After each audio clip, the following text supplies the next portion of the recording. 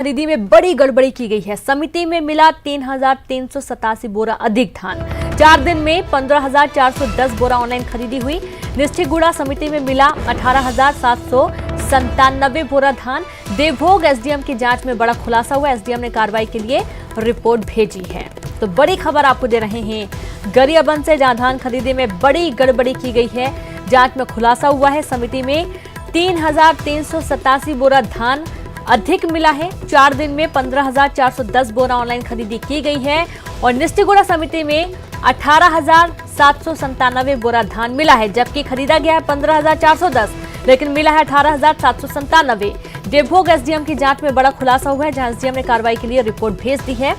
बड़ी खबर है गरियाबंद से, जहां धान खरीदी में बड़ी गड़बड़ी की गई है। तो तमाम एहतियात बरतने के बावजूद ये बड़ी गड़बड़ी हो गई है और यहाँ पर कहीं ना कहीं जो तमाम जिम्मेदार अधिकारी, जो मंडल इंस्पेक्टर हैं, जो यहाँ के नेता हैं कह सकते हैं, जो जिलाध्यक्ष, जो मंडी अध्यक्ष हैं, उन सब की मिलीभगत के चलते यहाँ पर 3,387 बोरा अधिक धान है। जैसे कि तमाम एहतियात भी बढ़ती जा रही है, चेकिंग हो रही है। जो टोल प्लाजा हैं, जो कि प्रदेश की सीमा है, वहां पर देखा जा रहा है कि अन्य राज्यों से धान ना आए, सिर्फ छत्तीसगढ़ के लोग ही इस धान खरीदी के लिए जो राशि रखी गई उसका लाभ ले पाए, लेकिन ऐसा नहीं हुआ। यहाँ पर धान ज्यादा मिला है।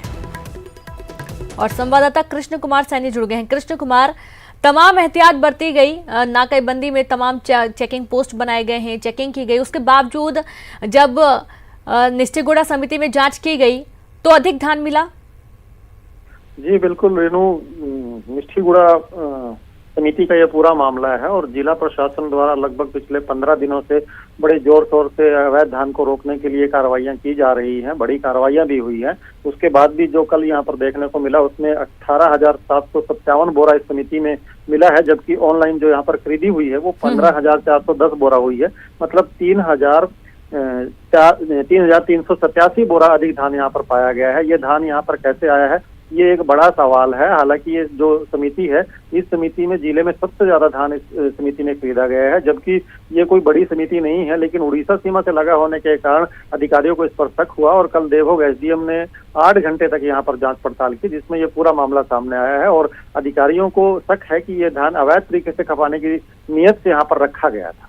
जी रेणु। जी बिल्कुल, तो इस पर किस तरीके से अब कार्रवाई होगी कृष्ण कुमार?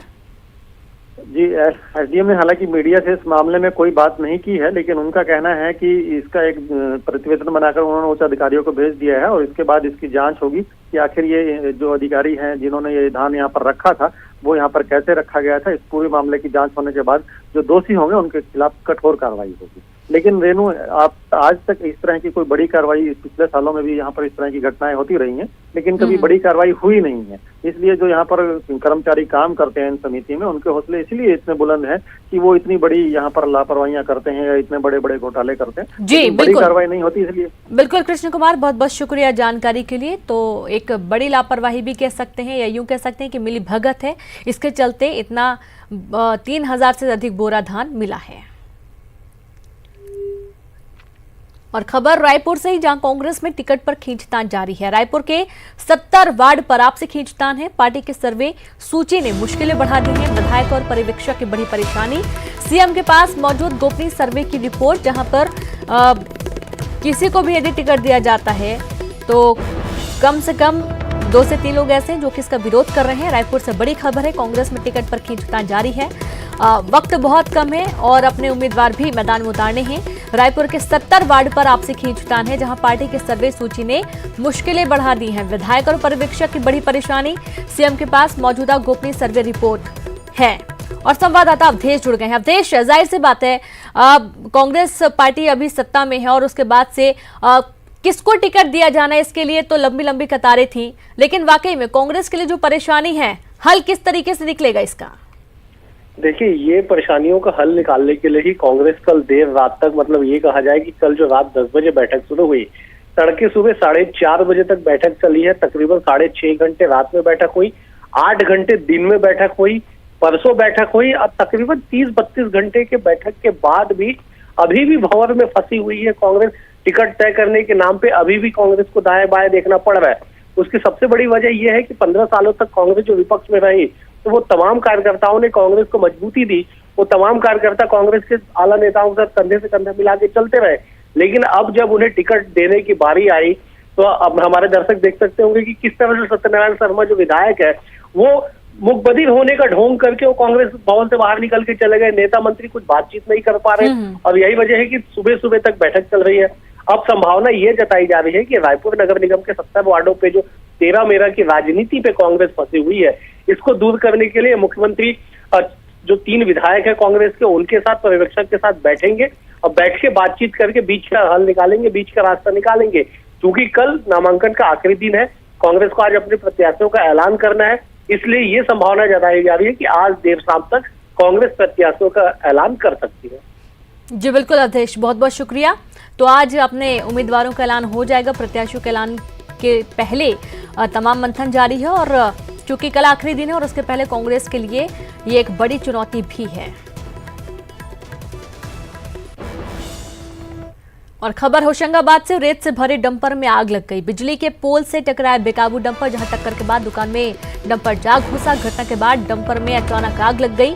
हादसे में कोई जनहानि नहीं हुई। बाबई रोड कालिका नगर की यह पूरी घटना है। फायर ब्रिगेड ने आग पर पाया काबू। कोतवाली पुलिस मौके पर पहुंची हुई है। होशंगाबाद से बड़ी खबर, रेत से भरे डंपर में भीषण आग लग गई। बिजली के पोल से बेकाबू डंपर टकराया और टक्कर के बाद दुकान में जा घुसा। घटना के बाद डंपर में अचानक से आग लगी और हादसे में कोई जनहानि नहीं हुई, ये बहुत अच्छी बात है। तुरंत दमकल विभाग को सूचना दी गई। बाबई रोड कालिका नगर की यह पूरी घटना, फायर ब्रिगेड ने आग पर काबू पाया। कोतवाली पुलिस मौके पर पहुंची है। तो ये तस्वीरें भी आप देखिए, जैसे ही टक्कर हुई और उसके कुछ ही सेकंड्स में ट्रक में आग लगी और ट्रक के आगे का हिस्सा पूरी तरीके से जल चुका और दमकल विभाग ने आग पर काबू पाया। और साथ ही नारायणपुर से खबर, आईटीबीपी गोलीकांड का खुलासा अभी तक नहीं हो पाया है। गोलीकांड का खुलासा, छुट्टी पर जाने को लेकर गोलीबारी के कयास लगाए जा रहे हैं। आपसी गोलीबारी में 6 जवानों की जान चली गई। धौड़ाई थाने के कडेनार आईटीबीपी कैंप का ये पूरा मामला है और आपको बता दें कि इस पूरे मामले में काफी पेंच फंसे हुए हैं, क्योंकि जिस तरीके से जो जानकारी मिल रही है कि एक जवान को छुट्टी पर जाना था और उसके पहले किसी और जवान ने छुट्टी पहले से ही ले ली, जिसकी वजह से एक जवान को काफी गुस्सा आ गया और उसने गोली चला दी और इस बातचीत के दौरान जो अन्य जवान वहां पर मौजूद थे उनको भी गोली लग गई। लेकिन ये जिस तरीके की कहानी सामने आ रही है ये मनगढ़ंत लग रही है और जो जवान जख्मी हैं, जिनका अस्पताल में इलाज चल रहा है, उनसे पूछताछ करने की कोशिश की गई, लेकिन हालत काफी नाजुक थी, जिस वजह से वो कुछ भी बोलने में असमर्थ रहे। लेकिन एक बार फिर से टीम पहुंचेगी बातचीत करने के लिए और क्लियर करेगी कि आखिरकार ऐसी क्या बात थी, ऐसी क्या चीजें थी जिसकी वजह से जवानों के बीच में झगड़ा हुआ और एक दूसरे पर सभी ने गोलियां चलाई और इस गोलीबारी में 6 जवानों की जान चली गई।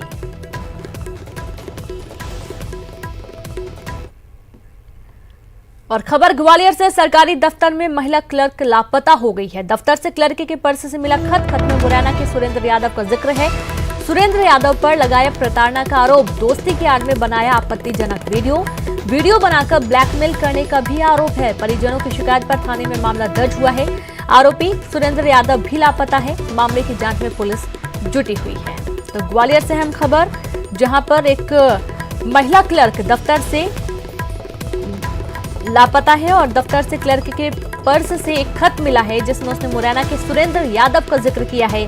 सुरेंद्र यादव पर गंभीर प्रताड़ना का आरोप लगाया गया है। कहना है कि दोस्ती की आड़ में आपत्तिजनक वीडियो बनाया गया और फिर उसको परेशान किया जाने लगा।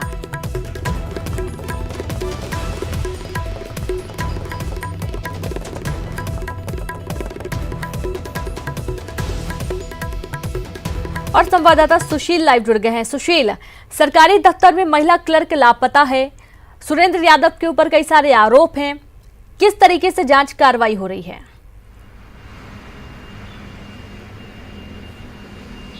बिल्कुल, देखिए, रहस्यमय तरीके से ये महिला क्लर्क लापता हुई है और लापता होने के बाद उसका जो पर्स था दफ्तर में मिला, पर्स में एक पत्र मिला है। पत्र में सुरेंद्र यादव नाम का जो उसका पड़ोसी है, मुरैना का रहने वाला है, ये महिला क्लर्क भी मुरैना की रहने वाली, रोज अप डाउन करती है।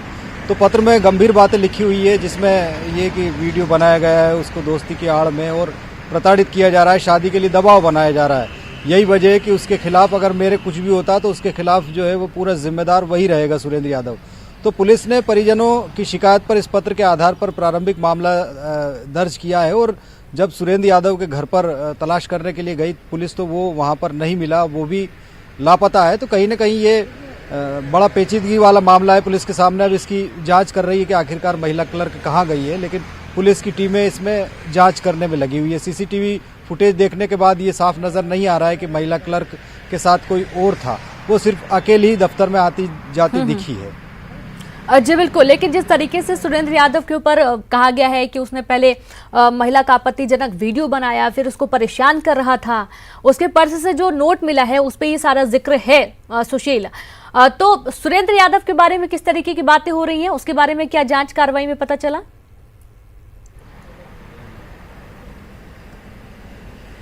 देखिए, पुलिस ने प्रारंभिक तौर पर इस पत्र को एक आधार माना है एफआईआर दर्ज करने के लिए। अब जब महिला क्लर्क का पता चलेगा उसके बाद ही ये साफ हो पाएगा कि आखिरकार ये पत्र उसी के द्वारा लिखा हुआ है, उसी की हैंडराइटिंग है, ये भी तस्दीक की जाएगी।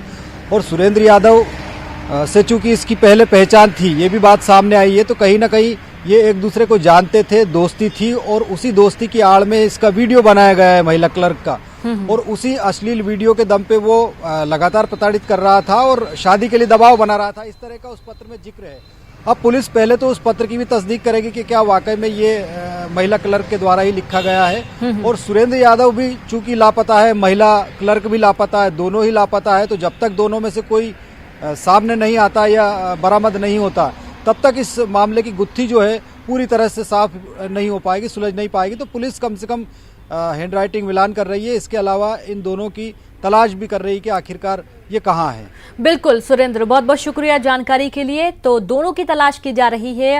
हालांकि सुरेंद्र यादव शादी का दबाव डाल रहा था, महिला कहाँ है कोई जानकारी नहीं है, पुलिस दोनों की जांच कर रही है।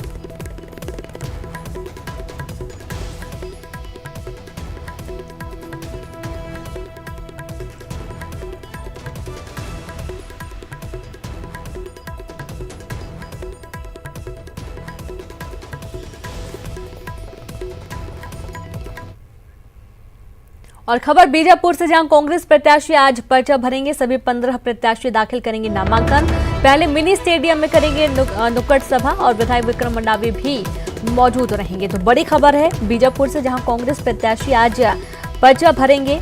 सभी 15 प्रत्याशी दाखिल करेंगे नामांकन। पहले मिनी स्टेडियम में नुक्कड़ सभा की जाएगी। विधायक विक्रम मंडावी भी इस दौरान मौजूद रहेंगे।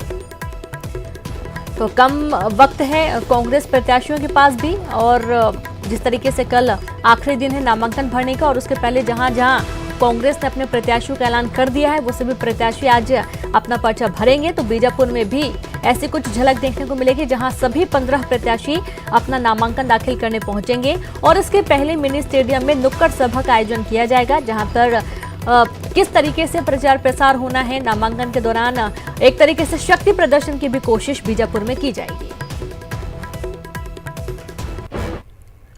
और खबर राजनांदगांव से, कांग्रेस पार्षद प्रत्याशियों की घोषणा। जी हां, देर रात हुई प्रत्याशियों के नामों की घोषणा। 8 पूर्व और 7 मौजूदा पार्षदों को मौका मिला है।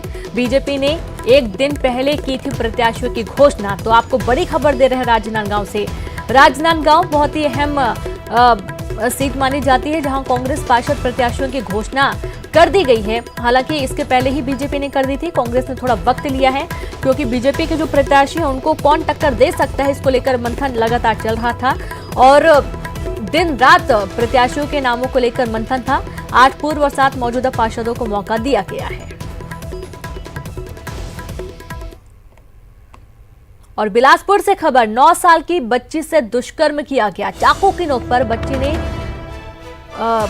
बच्चे के साथ रेप किया गया। पड़ोसी ने इस वारदात को अंजाम दिया है। बच्चे को घर छोड़कर काम पर मां बाप गए हुए थे। सरकंडा पुलिस ने केस दर्ज कर जांच शुरू कर दी है। तो बड़ी खबर बिलासपुर से, 9 साल की मासूम बच्ची के साथ दुष्कर्म, चाकू की नोक पर पड़ोसी ने रेप किया। बच्ची को घर में छोड़कर मां बाप काम पर चले गए थे। सरकंडा पुलिस ने